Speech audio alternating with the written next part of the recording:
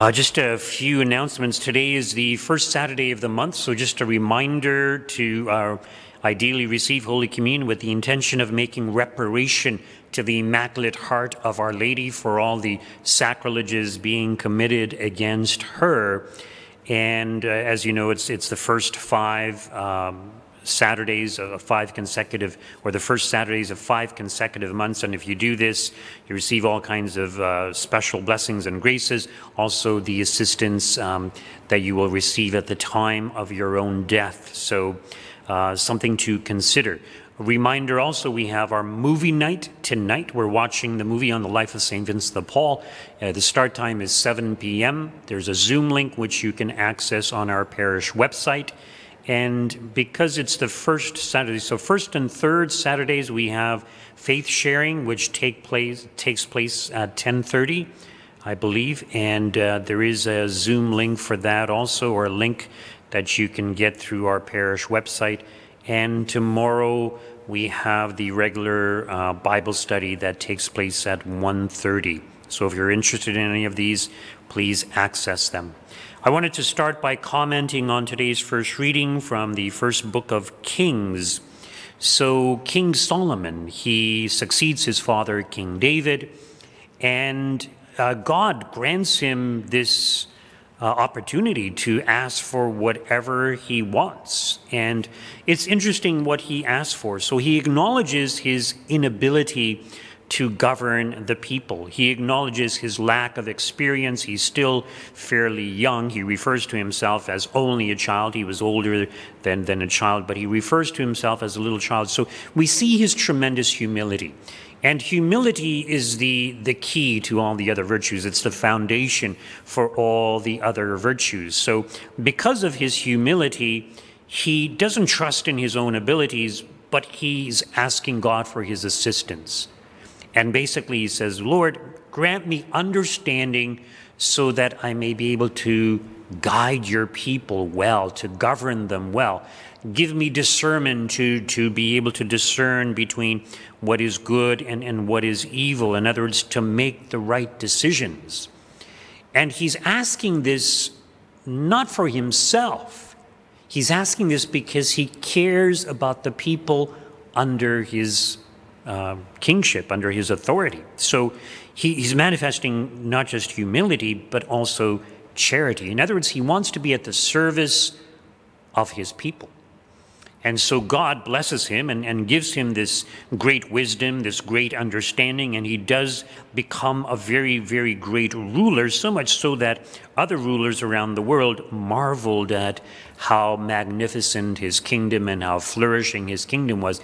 And God says, you know, because this is what you asked for, I will grant you victory over your enemies, as well as, you know, that you will flourish. And sure enough, this happened. So it's just a reminder, when we put God first and try to live our lives the way that God calls us to, God blesses us in so many different ways.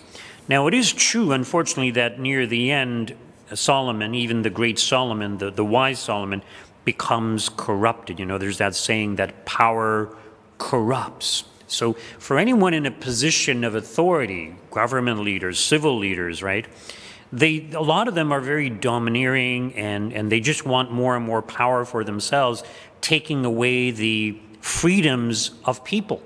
And we see this already in certain countries, especially communist-type countries. The people, their freedom is very limited. If the government wants to take someone out, they can do that. So it's a good reminder to government leaders that they are supposed to be at the service of the people. And the same applies to us. We are called to be at the service of others. To do that the way that God calls us to, we too need to be humble. We too need to be filled with great charity. And of course, Christ himself, points out he has come not to be served, but to serve, and to give his life as a ransom for many. And we see in today's gospel reading how our Lord, it mentions he had compassion for the crowd, but not just for the crowd. He had compassion for his disciples, for the apostles.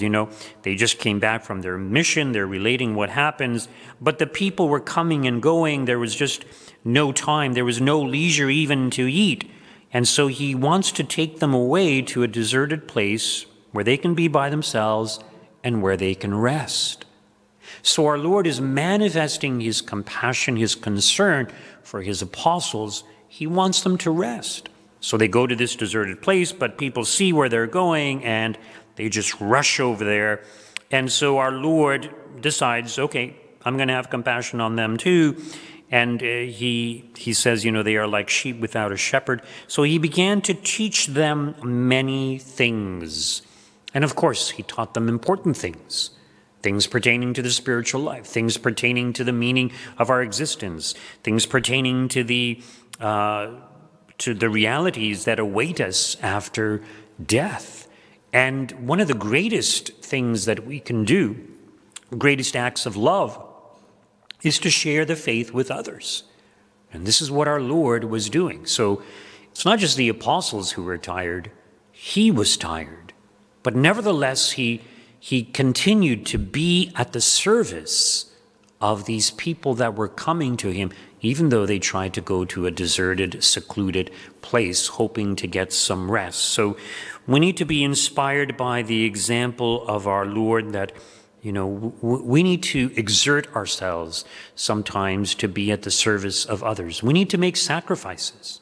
It's easy to love when we are loved in return. It's easy to love when we feel like loving. The real challenge comes when we don't feel like it, when we're tired, when perhaps we're not in the best of moods. The ideal is even then that we try to be charitable, that we try to be kind. Sure, we fail, but the whole point is we need to keep trying. We need to strive to imitate our Lord and to become ever more like him.